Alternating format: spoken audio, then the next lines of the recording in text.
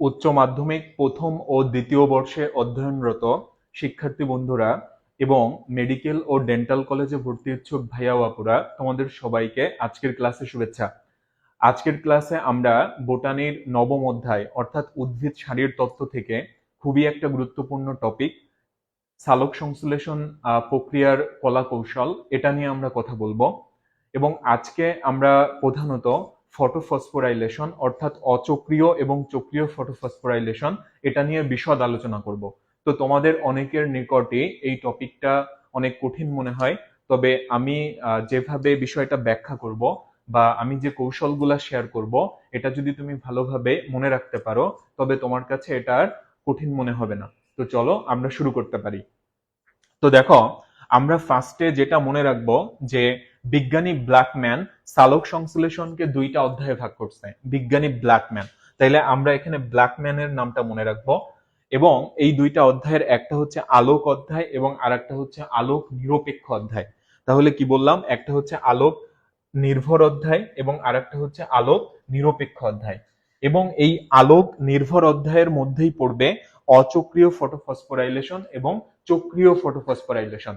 তোমরা নিশ্চয়ই জানো যে ফটো শব্দের অর্থ হচ্ছে আলো, আর ফসফোরাইলেশন শব্দের অর্থ হচ্ছে ফসফেট যুক্ত হওয়া। যেমন এডিপি বা অ্যাডেনোসিন ডাইফসফেটের সাথে যদি ইনঅর্গানিক ফসফেট যুক্ত হয় তাহলে অ্যাডেনোসিন ট্রাইফসফেট তৈরি হয় বা এটিপি তৈরি হয়। এবং এটা যদি আলোর উপস্থিতিতে ঘটে তাহলে ওই প্রক্রিয়াটাকে বলা হবে ফটোফসফোরাইলেশন। এখন কথা হচ্ছে চক্রীয় ফটোফসফোরাইলেশনটা কি আর অচক্রীয় ফটোফসফোরাইলেশনটা কি। দেখো, আমরা যদি একদম সংক্ষেপে বলি তাহলে একটা চক্র কখন সম্পন্ন হবে, একটা চক্র সম্পন্ন হবে তখন যখন কোনো জায়গা থেকে ইলেকট্রন বের হয়ে আবার ওখানেই ফিরে আসে, তাহলে সেটা হবে হচ্ছে চক্রীয়।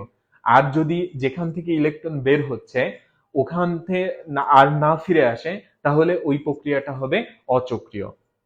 আচ্ছা, আর একটা কথা আমরা জেনে নিই, সেটা হচ্ছে আলোক নিরপেক্ষ অধ্যায় যেটা, সেটার অন্তর্ভুক্ত হচ্ছে ক্যালভিন চক্র বা C3 চক্র, তারপরে হচ্ছে C4 বা হ্যাচ এবং স্লাকের চক্র, আর একটা হচ্ছে CIM প্রক্রিয়া। তাহলে এই বিষয়গুলা নিয়েও আমরা পরবর্তীতে আলোচনা করব। তো এখন আমরা চলে যাচ্ছি ফটোফসফোরাইলেশনে তথা চক্রীয় এবং অচক্রীয় ফটোফসফোরাইলেশনে। আচ্ছা, তো বিষয়টা হচ্ছে, দেখো, এই যে ফটোফসফোরাইলেশন প্রক্রিয়াটা, এটার মূল লক্ষ্যটা কি আসলে? এটার মূল লক্ষ্য হচ্ছে এটিপি এবং NADPH2 তৈরি করা। তাহলে এটা মনে রাখবা যে আলোক নির্ভর অধ্যায় যেটা বা ফটোফসফোরাইলেশন, এটার মূল উদ্দেশ্য হচ্ছে এটিপি তৈরি করা এবং NADPH2 তৈরি করা, যেটা ব্যবহার করে আলোক নিরপেক্ষ অধ্যায়ে কার্বোহাইড্রেট তৈরি করা। আচ্ছা, তো দেখো, আমরা যদি অচক্রীয় ফটোফসফোরাইলেশন এটার ডেফিনেশনটা খেয়াল করি তাহলে এটা হচ্ছে ফটোসিস্টেম 2 হতে উৎক্ষিপ্ত ইলেকট্রন বা নির্গত ইলেকট্রন পুনরায় সেখানে ফিরে না গিয়ে ফটোসিস্টেম 1-এ চলে আসে। অর্থাৎ ফটোসিস্টেম 2 থেকে বের হচ্ছে কিন্তু চলে যাচ্ছে ফটোসিস্টেম 1-এ, ফটোসিস্টেম 2-এ আর ফিরে আসতেছে না। এই জন্য এই প্রক্রিয়াটাকে বলা হবে অচক্রীয় ফটোফসফোরাইলেশন। এখন বিষয়টা হচ্ছে যে ফটো সিস্টেমটা কি আসলে। তো একটা ফটো সিস্টেমের তিনটা অংশ থাকে। একটাকে আমরা বলি কি আলোক শোষণ অংশ, তারপরে আরেকটা হচ্ছে বিক্রিয়া কেন্দ্র এবং আরেকটা হচ্ছে ইলেকট্রন ট্রান্সপোর্ট চেইন বা হচ্ছে ইটিসি। তো এখন দেখো, আমরা এই পুরা প্রক্রিয়াটা অর্থাৎ অচক্রীয় ফটোফসফোরাইলেশনের পুরা প্রক্রিয়াটা আমরা এখন ছবির মাধ্যমে ফার্স্টে শিখবো। এরপরে তোমরা রিটেন পরীক্ষায় আসলে কিভাবে লিখবা সেটা তোমাদের শেখাবো। তো তাইলে দেখো, আমরা ফার্স্টে কিছু ছবি দেখে আসি, তাইলে আমাদের এই পুরা প্রক্রিয়াটা বুঝতে সুবিধা হবে। খেয়াল করো, আমরা এই যে বাম দিকে দেখতে পাচ্ছি হচ্ছে ফটো সিস্টেম 2-কে, আর ডান দিকে দেখতে পাচ্ছি ফটো সিস্টেম 1-কে। ফটো সিস্টেম 2 এর বিক্রিয়া কেন্দ্র হচ্ছে P680, কারণ হচ্ছে এটা 680 ন্যানোমিটার তরঙ্গ দৈর্ঘ্যের আলো সর্বাধিক শোষণ করে। আর ফটোসিস্টেম 1 যেটা, তার বিক্রিয়া কেন্দ্র হচ্ছে P700, কারণ এটা 700 ন্যানোমিটার তরঙ্গ দৈর্ঘ্যের আলো সর্বাধিক শোষণ করে। আচ্ছা, এবার আসো দেখো, এই যে ফটোসিস্টেম 2 আলোক শোষণ করতেছে।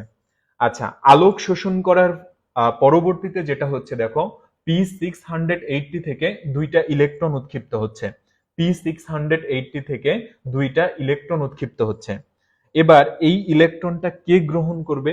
তো তোমরা মনে রাখবা যে এই ইলেকট্রনটা গ্রহণ করবে হচ্ছে ফিওফাইটিন।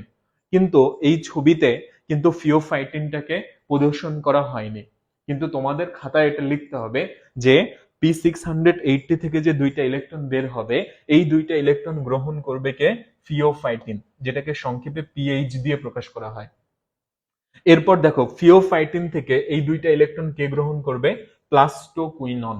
প্লাস্টোকুইনন প্লাস্টোকুইনন থেকে এই দুইটা ইলেকট্রন কে গ্রহণ করবে? Cytochrome BF. Cytochrome BF.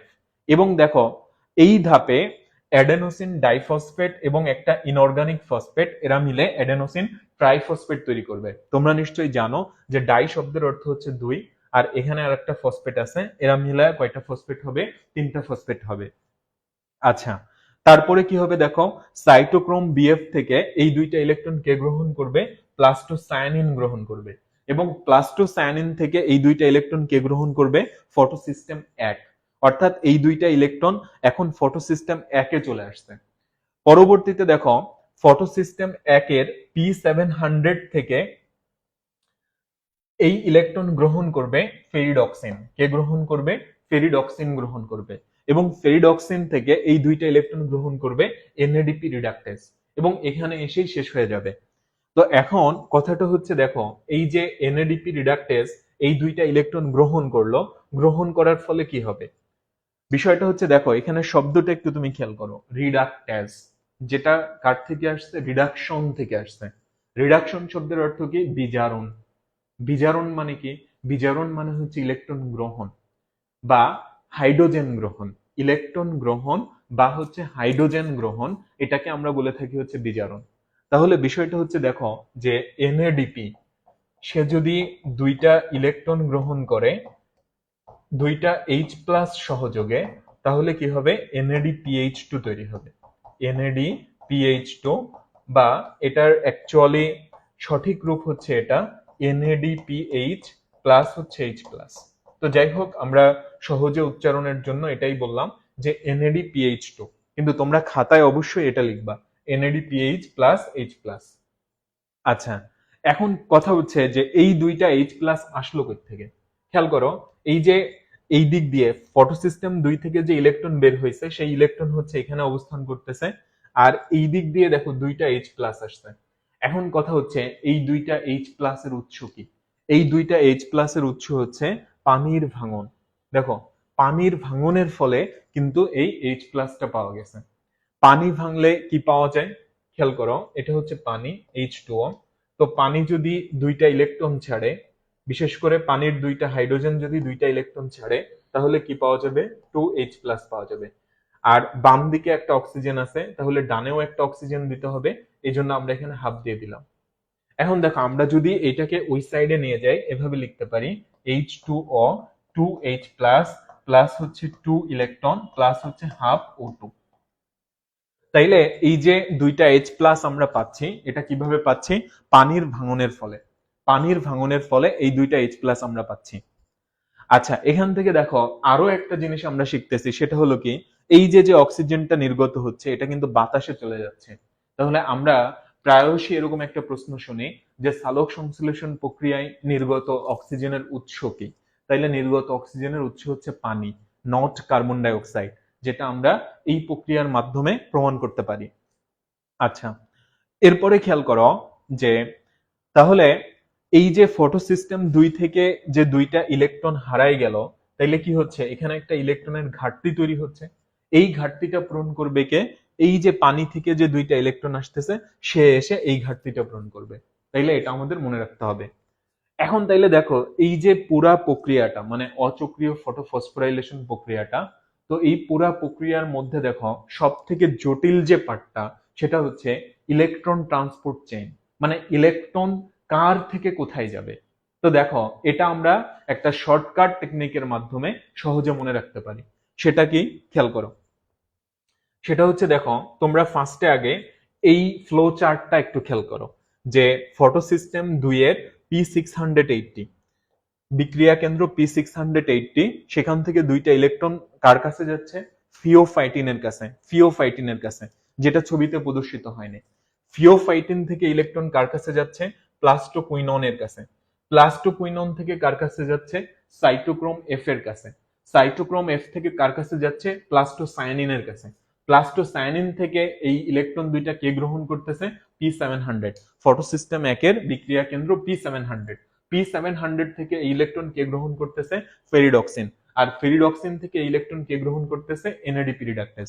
তো এই যে ইলেকট্রন ট্রান্সপোর্ট চেইনটা, এটা যদি তুমি সহজে মনে রাখতে চাও, আমরা যে নেমোনিকটা ইউজ করব সেটা হচ্ছে পেপসি আছে, পেপসি নাই রে।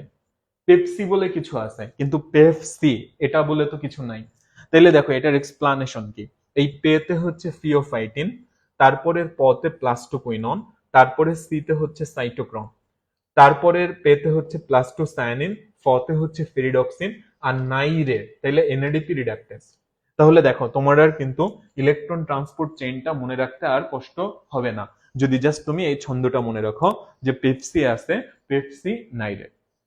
আচ্ছা, তো এখন বিষয়টা হচ্ছে তোমরা নিশ্চয়ই সহজে পুরো ব্যাপারটা বুঝতে পারছো।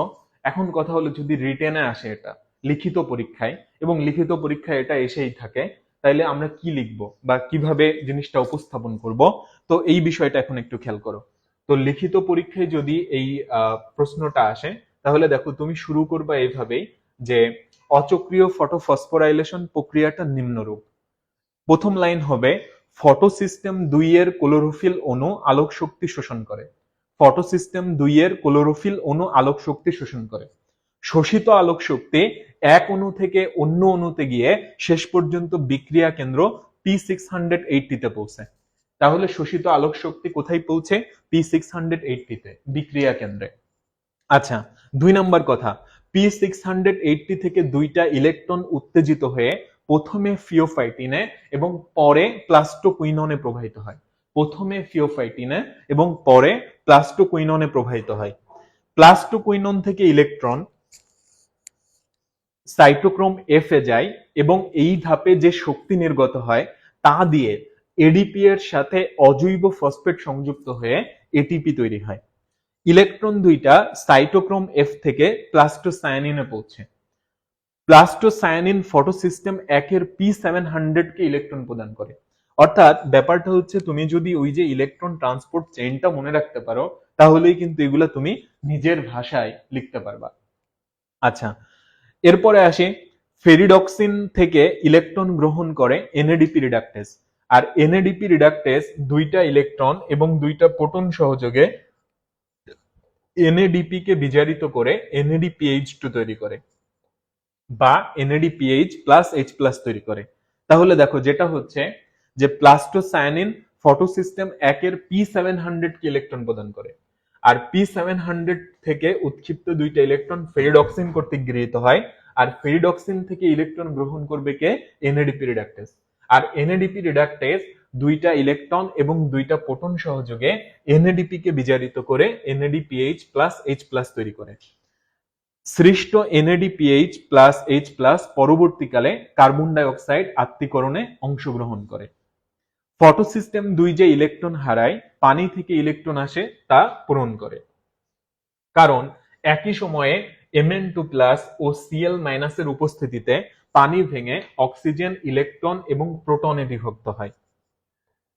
তারপরে আসি অক্সিজেন বায়ুতে চলে যায়, আর ইলেকট্রন ফটোসিস্টেম 2 কর্তৃক গৃহীত হয় এবং প্রোটন NADP কে বিজারিত করে NADPH প্লাস H প্লাস তৈরি করে।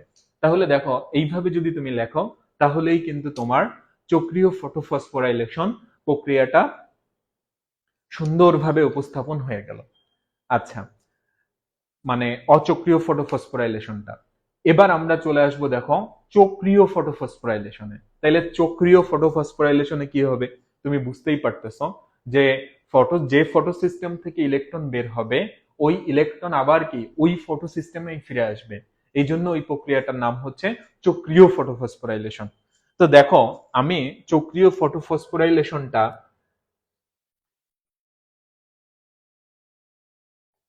দেখানোর আগে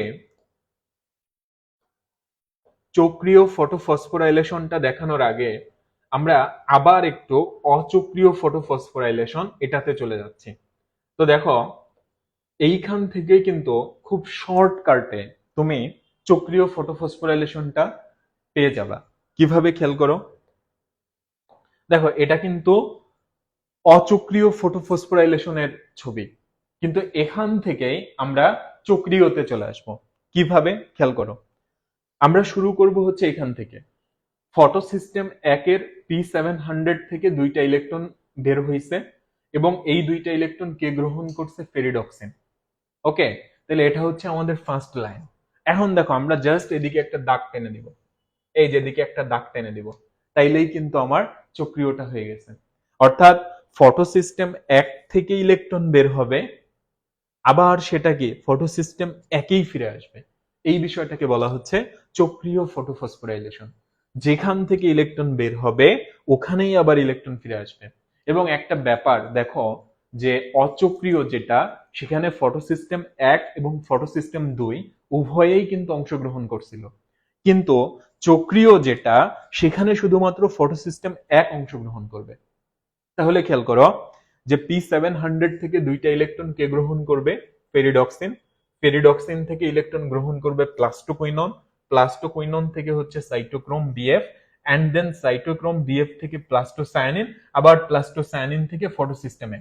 এখন এইখানে একটু ঈষৎ পরিবর্তন আছে, কিন্তু তুমি যদি সহজে ব্যাপারটা মনে রাখতে চাও, অর্থাৎ একই ছবি দিয়ে দেখো, তোমার চক্রীয় এবং অচক্রীয় দুটোই কিন্তু কমপ্লিট হয়ে গেল। আচ্ছা, তো এবার আমরা চলে আসতে পারি চক্রীয় ফটোফসফোরাইলেশনের মধ্যে। তাহলে দেখো আমরা এটাই বলবো যে ফটো সিস্টেম এক হতে উৎক্ষিপ্ত ইলেকট্রন পুনরায় ফটো সিস্টেম একেই ফিরে আসবে, এই জন্য এটাকে আমরা বলতেছি চক্রীয় ফটোফসফোরাইলেশন। আচ্ছা, তো চক্রীয় ফটোফসফোরাইলেশনের পিকচারটা একটু খেয়াল করো। তাহলে এটা হচ্ছে ফটো সিস্টেম এক, এই যে এটা তার বিক্রিয়া কেন্দ্র, এবং P700 এখান থেকে দেখো দুইটা ইলেকট্রন কে গ্রহণ করতেছে, ফেরিডক্সিন। ফেরিডক্সিন থেকে সাইটোক্রোম B6, দেন হচ্ছে প্লাস্টোকুইনন, তারপরে হচ্ছে সাইটোক্রোম F, দেন প্লাস্টোসায়ানিন, তারপরে কি আবার এটা ফটোসিস্টেম একেই ফিরে আসতেছে। তাইলে দেখো এই বিষয়টাকে যদি আমরা এই ফ্লো চার্টের মাধ্যমে দেখাই, তাহলে এরকম দাঁড়াচ্ছে যে P700 থেকে দুইটা ইলেকট্রন কে গ্রহণ করবে, ফেরিডক্সিন। ফেরিডক্সিন থেকে সাইটোক্রোম B6, তার থেকে হচ্ছে প্লাস্টোকুইনন, প্লাস্টোকুইনন থেকে সাইটোক্রোম F, এবং সাইটোক্রোম F থেকে প্লাস্টোসায়ানিন, এবং প্লাস্টোসায়ানিন থেকে আবার ফটোসিস্টেম একের P700। আমরা এইভাবে সহজে মনে রাখতে পারি। আচ্ছা, এবং যদি আমাদের লিখিত পরীক্ষায় এই টপিক থেকে আসে প্রশ্ন, তাইলে দেখো এইখানে যে কথাবার্তাগুলো আছে আমরা এটা লিখে দিব যে প্রক্রিয়াটা হচ্ছে ফটোসিস্টেম একের ক্লোরোফিল অণু আলোক শক্তি শোষণ করে, শোষিত আলোক শক্তি এক অণু থেকে অন্য অণুতে গিয়ে শেষ পর্যন্ত বিক্রিয়া কেন্দ্র P700 এ পৌঁছায়। P700 থেকে দুইটা ইলেকট্রন উত্তেজিত হয়ে ফেরিডক্সিনে প্রবাহিত হয়। ফেরিডক্সিন থেকে ইলেকট্রন সাইটোক্রোম B6 এর মাধ্যমে প্লাস্টোকুইননে স্থানান্তরিত হয়। প্লাস্টোকুইনন থেকে ইলেকট্রন সাইটোক্রোম F এ যায়, আর ইলেকট্রন দুইটি সাইটোক্রোম BF থেকে প্লাস্টোসায়ানিনের মাধ্যমে পুনরায় P700 এ ফিরে আসে। তাহলে এটাই হচ্ছে আমাদের চক্রীয় ফটোফসফোরাইলেশন। তো ভাইয়া ও আপুরা, আমি উদ্ভিদ শারীর তত্ত্ব থেকে আরো কিছু ভিডিও তোমাদের জন্য করব। তো তোমাদের সবার প্রতি পরামর্শ থাকবে তোমরা এই ভিডিওগুলা তোমাদের সহপাঠীদের সঙ্গে, জুনিয়রদের সঙ্গে বেশি বেশি করে শেয়ার করবা, যেন তারাও উপকৃত হয়। এখনকার মতো বিদায়। সবার জন্য অনেক অনেক শুভকামনা।